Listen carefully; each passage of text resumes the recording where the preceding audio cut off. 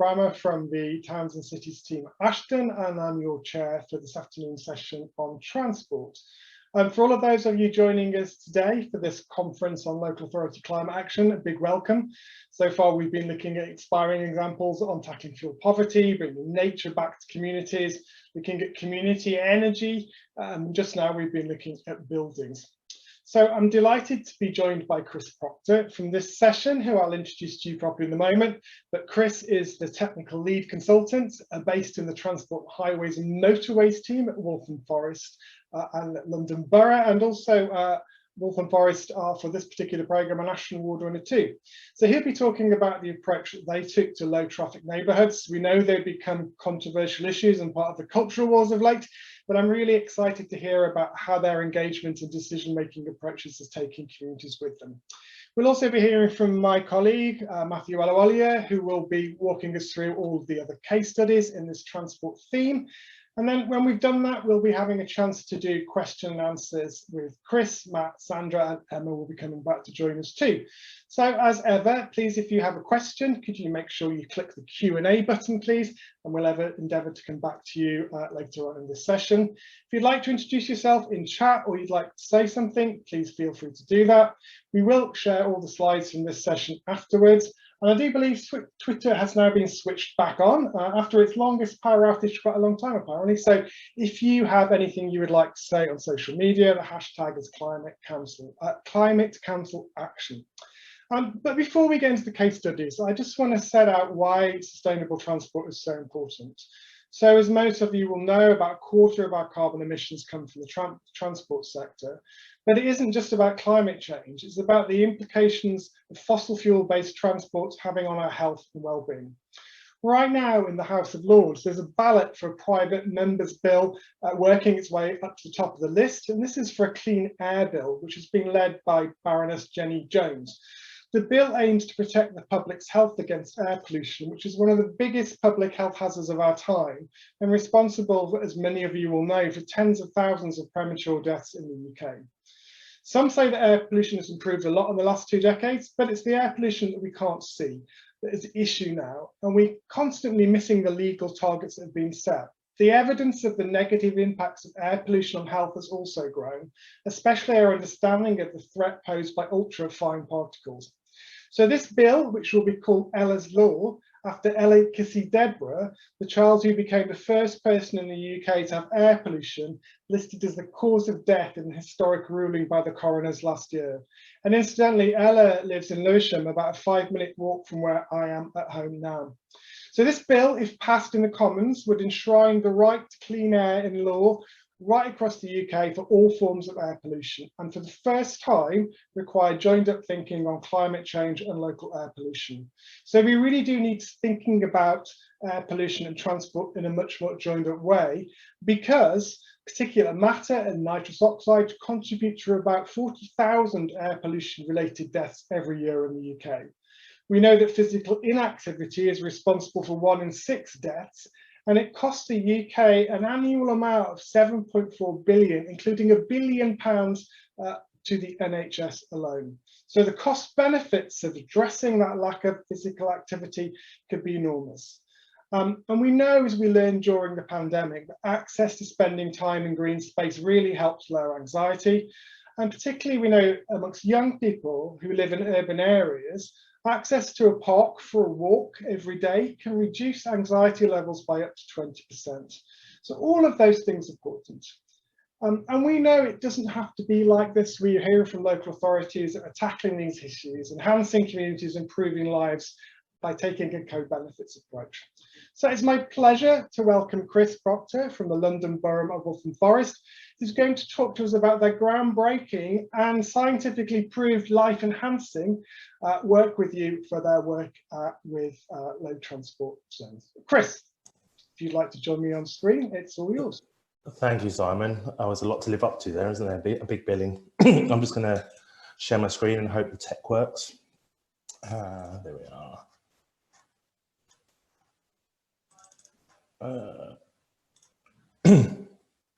Not working. Oh, let's go back. Is that okay? Can everyone see that? Yes, that's fine. Great, awesome.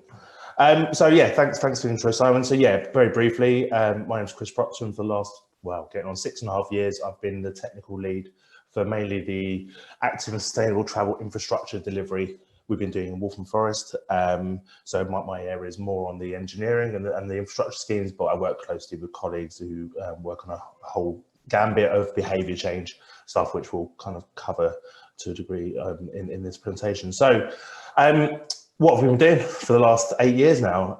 So I think this kind of slide really tries to encapsulate that all. Yeah, on the right is the original Mini Holland funding bid to TfL and the Great London Authority back in 2013, and that's been the kind of foundation for the work we've been doing. We were fortunately successful, and the bid really was based on 4 key streams of work, which was about a network of high quality cycle routes, predominantly on main roads with suitable protected space for cycling. It was about improving our key town centres and making those active travel easy, accessible and convenient, and the first choice for local journeys.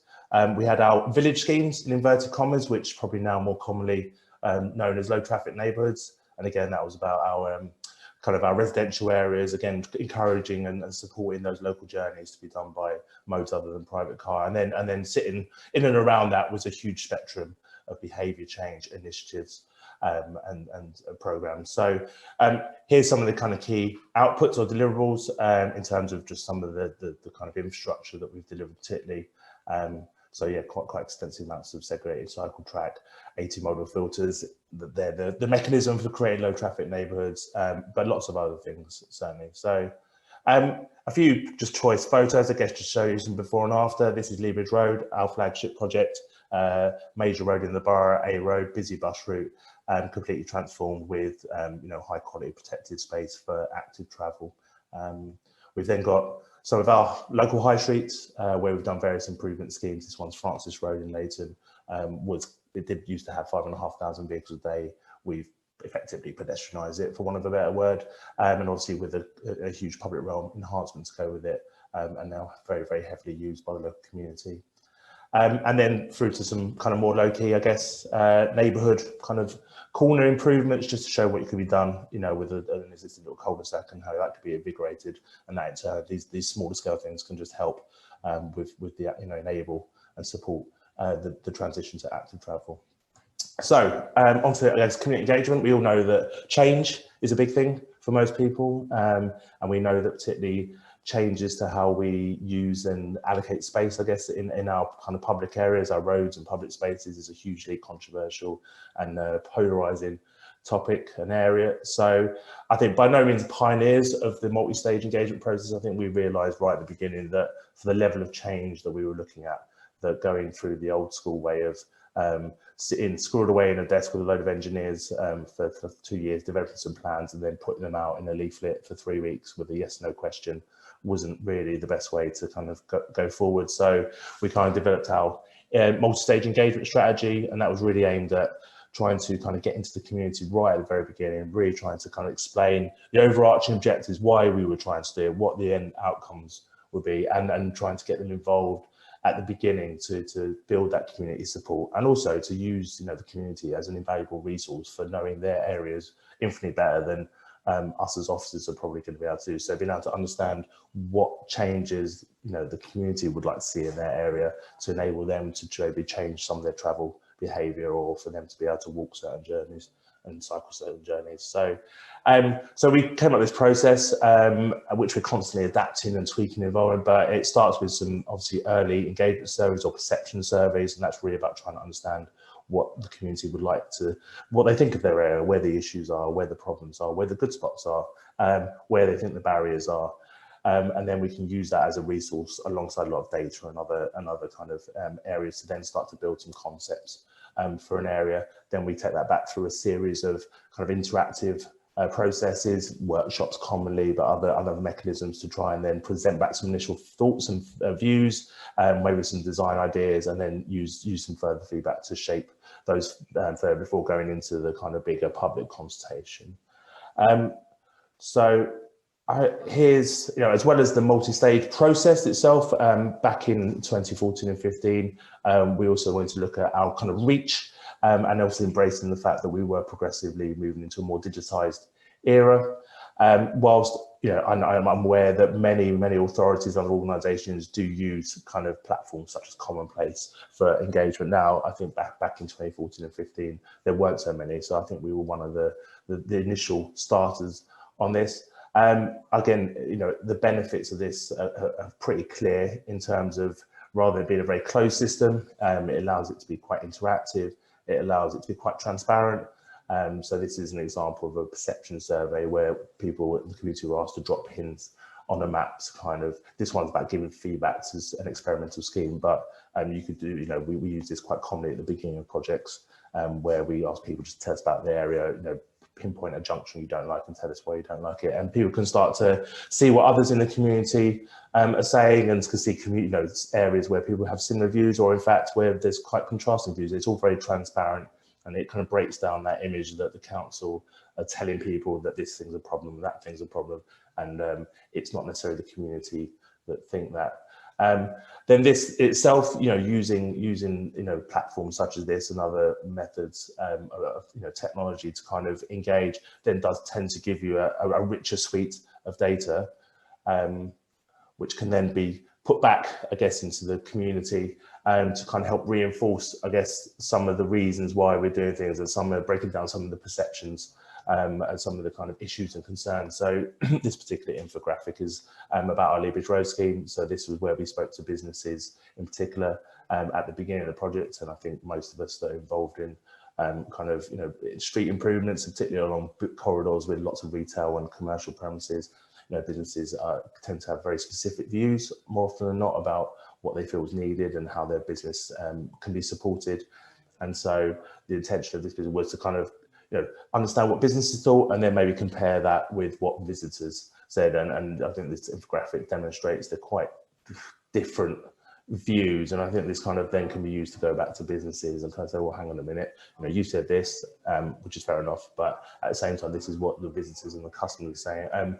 It's not foolproof. It doesn't guarantee that everyone will suddenly jump on board on your schemes, but it certainly is a very useful tool to have that data and that analytics to be able to kind of put that information back into community. And I mean, this is specific around business views against visitor views, but then obviously for all of our schemes where we collect that rich source of data from the community begin, we can put those infographics and analysis back into the community to say, it does seem to be a groundswell of opinion that traffic is a problem in your area, and that people would like to see less traffic, or like to see traffic speed reduced, or would like to see a particular intervention at a certain spot. So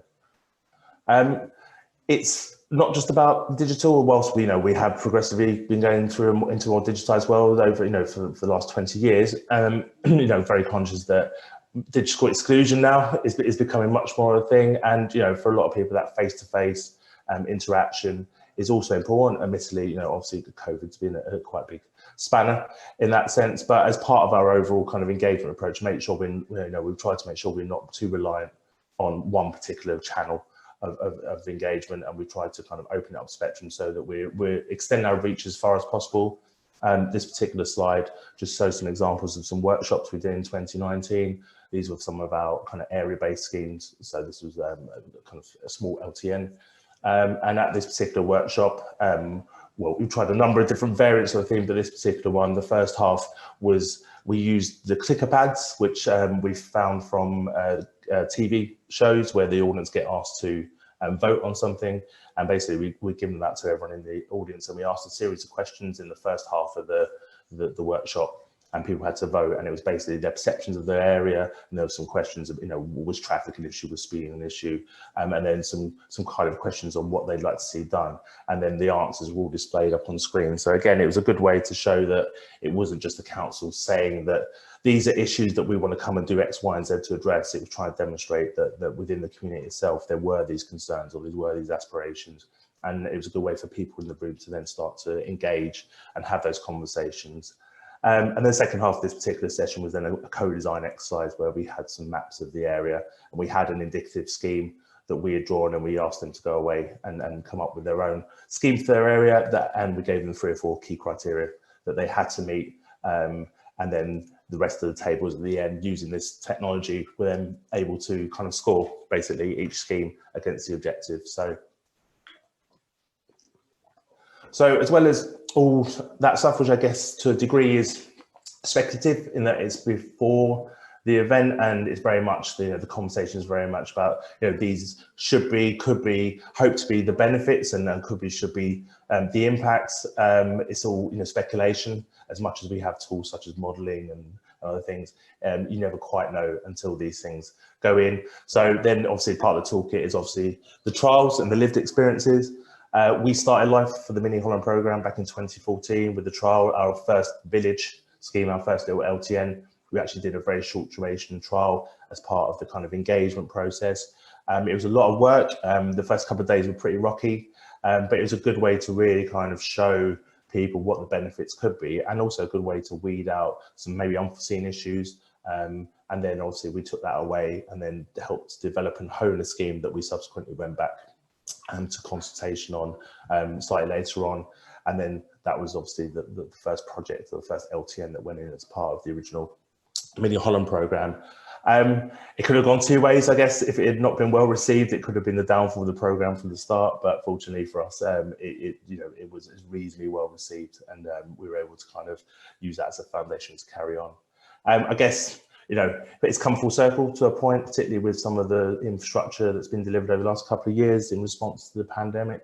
In that a lot of authorities, including ourselves, on a couple of projects, have introduced schemes with relatively minimal kind of engagement in advance, and have gone for these kind of experimental approaches with a view that we engage during the event and then seek that feedback and stuff. And I think that's very good in a lot of ways, at being able to kind of let people experience it before making too many judgment calls. I think the one key bit of feedback we've had from where we've got a couple of projects in our area is that people would have expected to see a bit more engagement in advance still, even if we were then to go into a trial. So yeah, just I guess that's something to take forward into the future.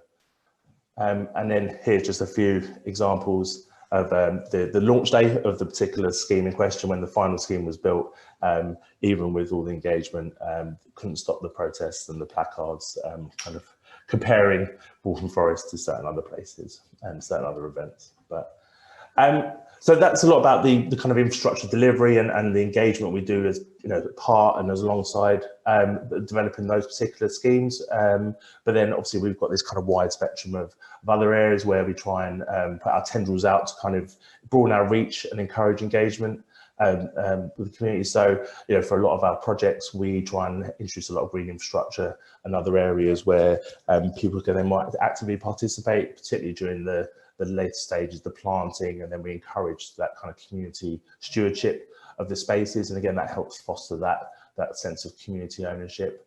But then beyond just helping to curate and steward some of the spaces, we've started since 2019 offering a community walking and cycling grant.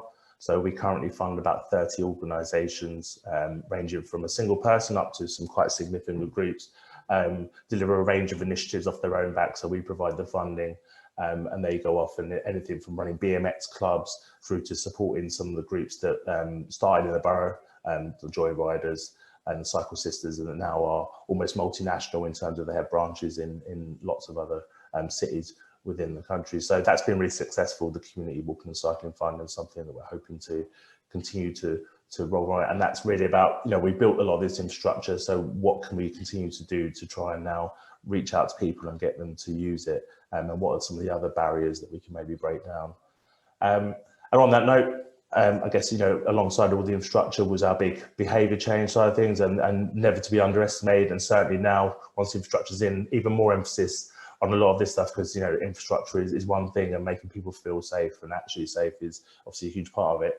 But there are a huge number of other reasons why people choose to use certain modes over others. So we've since day one, we've had this big programme of behaviour change across all these different types of areas, from skills training to bike maintenance, working heavily with schools, which I know every authority does really around the country. I think we've really accelerated our kind of work there over the last 3 or 4 years, particularly now with, I think, about 70% of our schools with travel plans, and then school streets, a lot of them.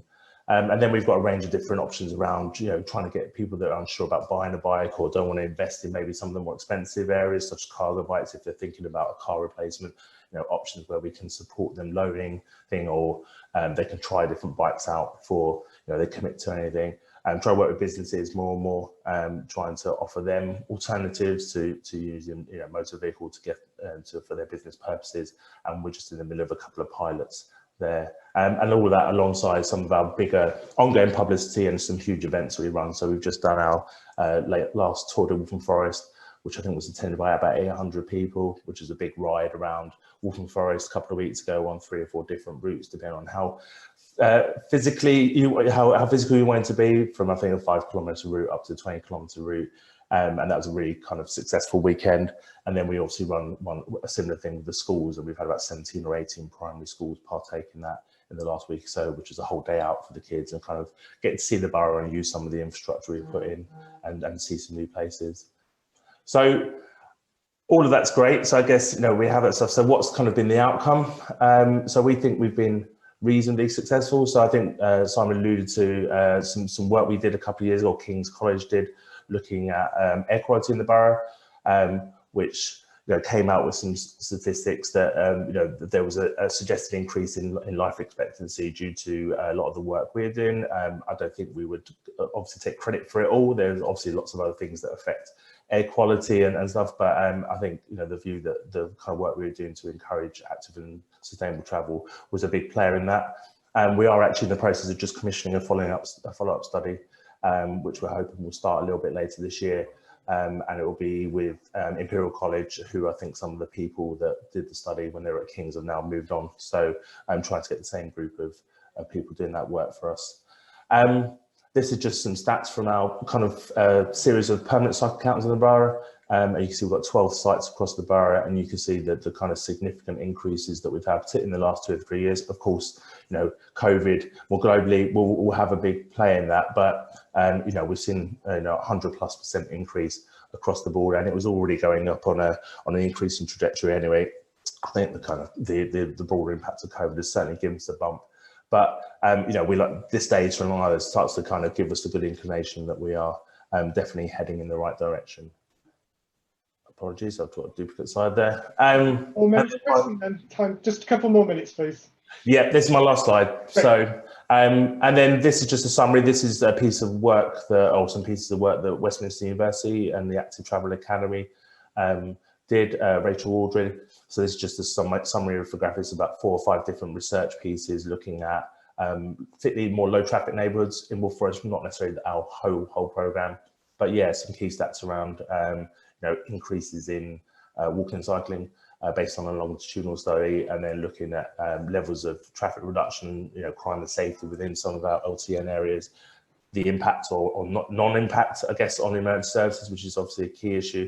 And then obviously, some quite promising initial stats around car ownership and van ownership inside some of these areas, which shows a bigger decrease than the kind of control data.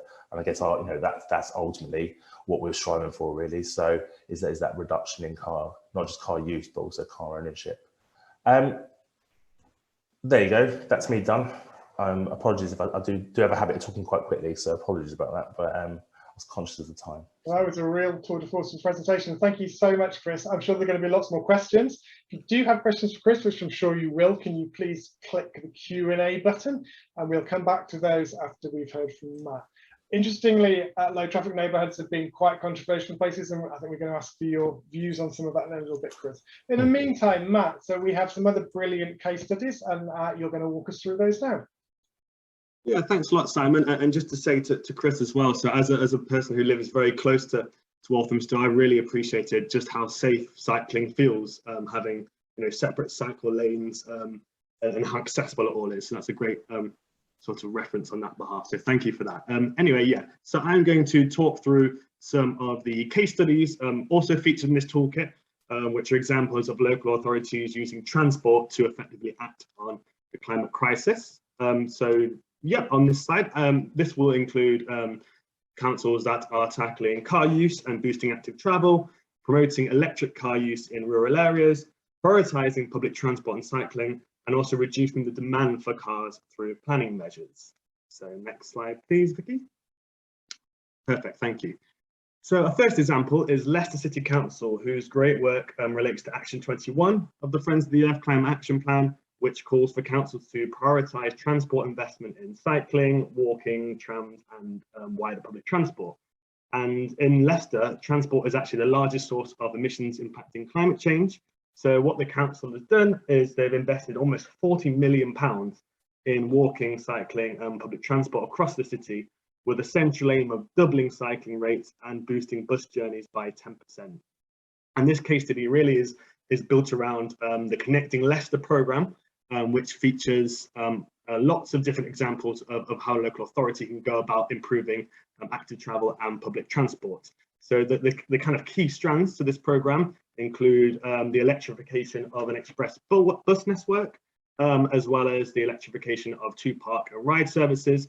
And it's not just about kind of electrifying these buses, it's linking them up to making sure that these networks have access to retail and employment and educational and health hubs, so that's key hospitals and universities as well, just to make sure it's more usable and accessible to as many people as possible. Leicester have also installed 8 kilometres of prioritised bus lanes and 26 kilometres of new cycling and walking routes, which is really, really useful.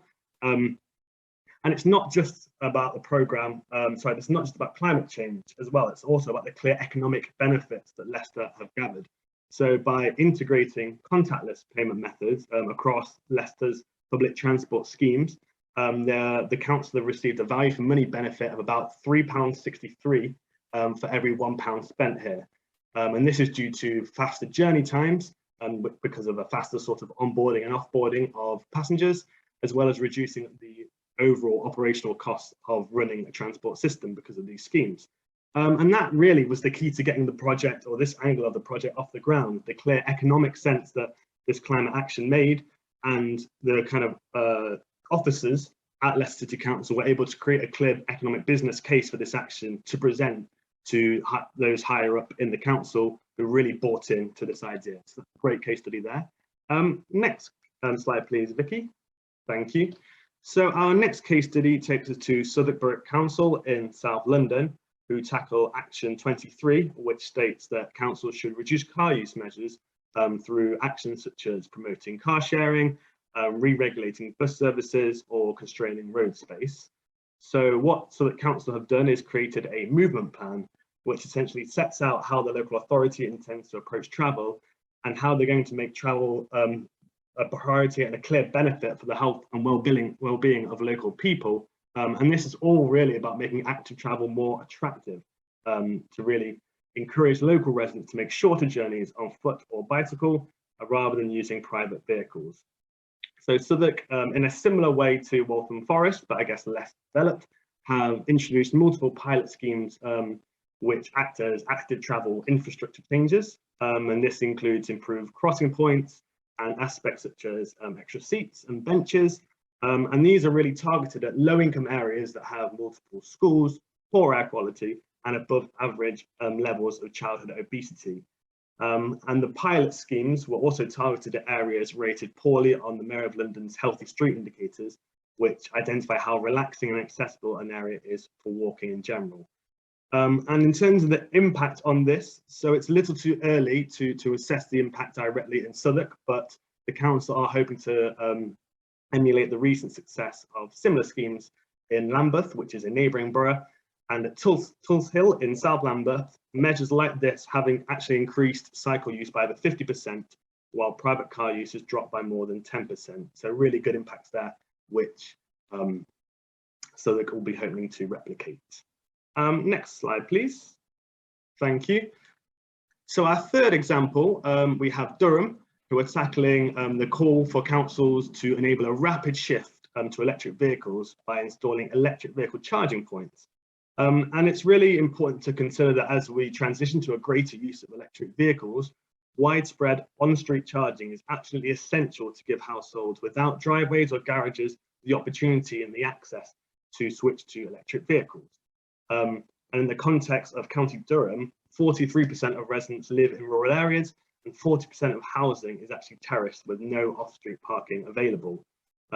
And this all feeds into Durham County Council's wider long-term strategy of making sure that every Durham resident lives than a 5-minute walk of an EV charging point. And to do this, the council's introducing multiple schemes to increase on-street charging provisions, and across which, in a short period of 2021 alone, allow for over 100 new charging points to be installed at a pretty fast rate, which is really good going, particularly considering that these rural areas are often neglected when considering, private sector companies that will invest in electric charging. So that's really, really interesting. And a final point on this case study is a sort of case study within the case study, which is the Weardale Electric Vehicle Accelerator Project. And this is where the village of Stanhope in Weardale has had 10 charging points installed. And this supports a pre-existing car club where residents pay about £5 or £6 a month and can book a car for a few hours, which gives them access to an electric vehicle without the cost of maintenance and insurance. And it's really working to win over local residents on electric vehicles. So that's really great. And the final slide, please, Vicky. So the last transport example that I'm going to quickly run through is that of Stroud. So this tackles Action 28 of the Climate Action Plan, and this calls for councils to reduce the need to own and use a car by requiring that the location and design of new developments are accessible by safe cycling and walking routes, as well as good quality public transport. So quite a different approach to the other examples I've just given. And as vehicles really contribute significantly to carbon emissions and therefore climate breakdown, local authorities can make sure new developments reduce the need for personal vehicles and encourage then active travel or public transport, all through clever planning. And this is exactly what Stroud are trying to do, which is great. So the background context here for Stroud is that Stroud is comprised of mainly market towns and rural communities where car use is really high. So about 86% of people in Stroud own at least one car, and over 2/3 of those residents travel over 5 kilometres a day for work or by their private vehicle. Now, what the council are trying to do here to kind of counteract that is reduce car journeys by introducing a settlement hierarchy. Now, this sounds quite complex, but it's not too bad. It's a planning tool that aims to keep homes, jobs and services as close together as possible so that people's daily needs can be met on their doorstep. And this sort of hierarchy scheme works by ranking districts, towns and villages against a range of criteria relative to each other, such as the size, access to services and facilities available in the local area, as well as access to employment opportunities and retail services. Each of those areas are then defined into 4 tiers, from larger settlements in tier 1 to very small villages with only basic facilities in tier 4. And then guided by this settlement hierarchy, Stroud's local plan can then dictate that proposals for new homes or workplaces will only be granted if they're accessible by public transport or bike or foot. And where that's not possible, Stroud ensures that new developments must improve directly new infrastructure for active travel and public transport. So that's a really, really great initiative. And some of the, it's quite soon, I guess, to assess the large scale impacts that this planning measure will bring. But so far, there's already been 5.5 miles of new accessible multi-use active travel paths, which is great. And I think what's really great about Stroud and why I like it so much is that their approach isn't that this is an approach of a council working smarter and not harder, simply just using compulsory processes to pursue the goal of reducing car ownership at no extra cost. So that's all from me in terms of a deeper look at those case studies. Just to flag that we actually have about 7 or 8 case studies related to transport in the toolkit, which also include Southampton, who have introduced a clean air zone, as well as Brighton and Hove Council, who are purchasing e-cargo bikes, and also Leeds City Council, who are transitioning their fleet into electric vehicles.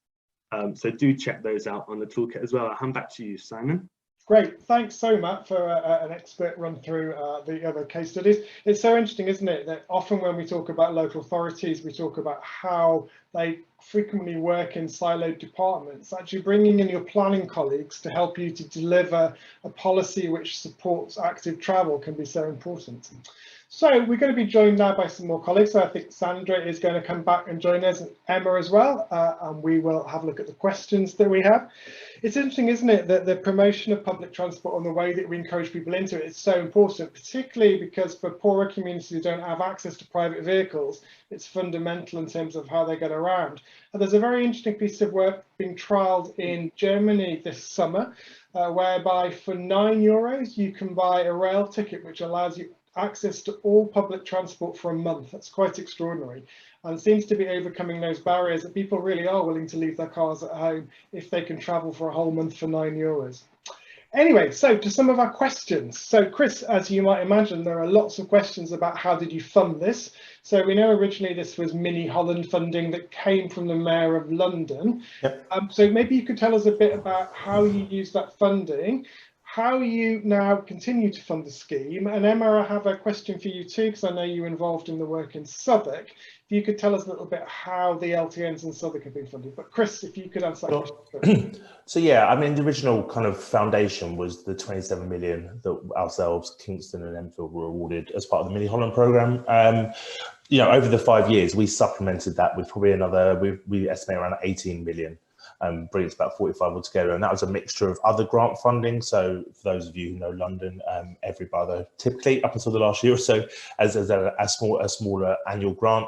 So we used some of that and aligned that with projects, but we used developers' contributions, so Section 106, Section 278, SIL. We aligned some of our highways maintenance work with it as well, and we secured funding from other sources, so Network Rail. They were due to invest 750,000 rebuilding a couple of old bridges, and so rather than spending that money, we said you give us 75,000 and we can close those bridges to vehicular traffic and do a nice public realm scheme on top, and you get it for 10% of the cost. And so, you know, be a bit boxing, a bit clever there. So I mean, that's generally been the way, and I guess our track record of delivery over that 5-year period just meant, certainly pre-pandemic, that where TfL and other people had some funding, that we were often, you know, at the front line to get some, particularly if they found that towards the end of the year that maybe some other organisational authorities hadn't been able to deliver. You know, we had enough projects on the pipeline, on the shelf, and the track record of delivery that we were able to kind of have dibs on that money. The pandemic's been a struggle, I think, for everyone. You know, we were quite fortunate again in securing a reasonable amount of emergency funding from TfL, along with a few other boroughs. But yeah, we've had to ramp down significantly, and now it's really about what the post-pandemic world looks like, and you know, TfL's finances are going to play a big part in that, and I think there's a big unknown. So yeah, we'll watch this space, I guess, for the next few years, really. Great, thanks, Chris. And Emma, to you, in terms of the work in Southwark, can you tell us a little bit about how that's been funded? Yeah, so very similar initiative, I think, probably taking inspiration from Waltham Forest, implementing a number of low traffic neighbourhoods in Southwark. And the initial funding for that actually came from the NHS, so it came from Guy's and St Thomas's, or their foundation, so that's somehow linked to the local NHS trust. So they got £250,000 grant in recognition that these measures have a huge impact on public health, both by improving air quality, which kills, I think, 10,000 Londoners a year, poor air quality, and by encouraging and enabling active travel. So that's not enough to cover all these measures, but it was good seed funding to kind of get it going, prove the concept, you know, get some support for it. I'm not quite sure where they got the rest of their funding from, but it's just to sort of, there are other pots of funding you might be able to tap into. Definitely worth, particularly if you're in an area with poor air quality, definitely worth talking to your local NHS trusts. I think that's very interesting, Emma, isn't it? There are other examples in other areas. So one of our award winners from previous years is an organisation called Shine, which deals with fuel poverty. They use the cost savings the NHS make by retrofitting people's homes so they're warm and not damp and mouldy. And this prevents this kind of revolving door syndrome where people get sent back from respiratory problems in hospitals to damp and mouldy homes.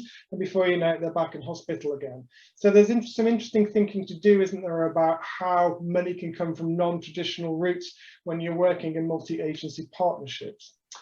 There's a question around the kind of public responses to ultra low emission zones and congestion charges. So David's asking a question about clean air zones in Manchester and Birmingham and the big pushback.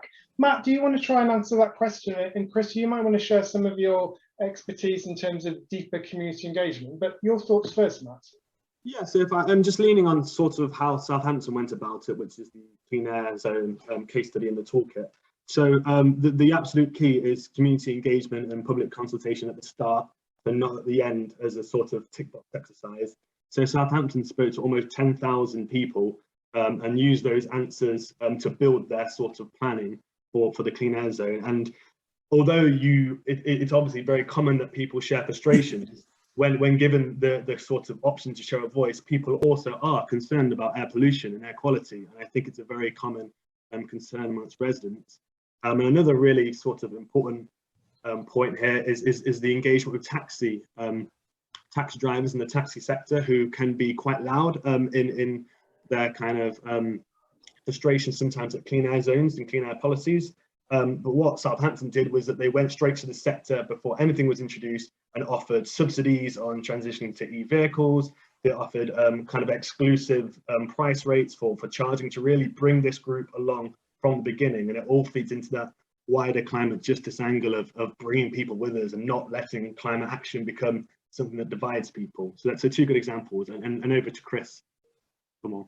Yeah, I mean, obviously, you know, as working in London Borough and also as a London resident, or formerly up until last November, you know, obviously Transport for London with the ULEZ, you know, it's that regional authority, or you know, that has that kind of to deliver those schemes. I guess, you know, the timing wise, we're actually in the middle of writing our consultation response to the current consultation to extend the ULEZ to the current LEZ boundary, which is effectively you know, the borough boundary. So yeah, I mean, you know, from what I can see from the stuff that we're, you know, the information TfL providing and the talks that we've had in discussions, it's back to that thing. It's about engaging with people early. It's understanding what the community. So a lot of it is, you know, people concerned about the cost of replacing vehicles, and you know, they have essential journeys, thinking particularly businesses. So TfL have offered scrappage schemes. I think the last one for the extension, arguably, the feedback we have from our residents is it wasn't sufficient. It closed too early. TfL suggesting there's going to be a big scrappage scheme this time. I believe with the TfL, the extension, they'll be looking at exemptions for taxis for a period of time, a tapered period of time, you know, talking 2, 3, 4 years. So that gives time for people to kind of replace vehicles over the thing. Yeah, I guess they're the kind of things that need to be put on the table, really, to try and get more people on board. Great, thanks. I have a question about schools, and Sandra, I was going to come to you for this question. So the question is that there doesn't seem to be so much discussion about schools and traffic, although we know that school streets has been very popular. There's some interesting psychology in that, isn't it? Because despite parents driving cars, they don't want their kids exposed to pollution at school. Is there a way that we can take some of that kind of understanding of that psychology and the success of school streets and apply that more broadly? Do you have a view on that, Sandra? I was just thinking, actually, the Southwark example is probably a good example to look at there, because they did involve schools quite a lot in their programme. And I think that involved carrying out sort of air pollution audits at schools, so involving schools and parents and children in that activity. So they were kind of like actively involving families in kind of understanding the kind of air quality issues immediately around the school, and then talking through kind of solutions to that. And I guess it's another example where, you know, really crucial to engage the community, and it's something where, you know, community groups or campaign groups could certainly help out and help with the sort of the not only the kind of the air quality monitoring, but also to kind of, you know, start to kind of talk through and understand those potential solutions with residents and families. Great. Thanks, Sandra. And I think it's so interesting, isn't it, that the kind of school streets near me are joyous things. There's kids on scooters, parents skipping along hand in hand with the kids. You can really see the difference it makes in terms of supporting communities. We're almost out of time. I'm just going to ask one quick question and just very short answers from you all. What are the pros and cons of councils engaging on social media around local transport issues? Is that something we should be doing, or is that a dangerous area in which to fray? Chris, do you have a thought on that? Where do you stop? I mean, social media is so instantaneous. I think the expectation is that the responses are instantaneous, and it's just whether, as a council, with the resources you have, it's the capacity to respond in the manner people want. So, great. All right, listen, I'm going to stop the conversation there. Thanks so much for our speakers. Chris, brilliant walk through the amazing work that's going on in Waltham Forest. Thanks to our panelists too, and thank you for the local authorities who took the time to work with us to create these amazing case studies. I think, Emma, we're going to go into a break now, but just before we do, look at that like magic, you're going to launch a poll. So if you could take time to fill in that poll, please. As Emma said before, it's really important that when we want to fund these kind of events and also all the work that goes into creating the case studies, we need to persuade funders of the importance of these kind of things.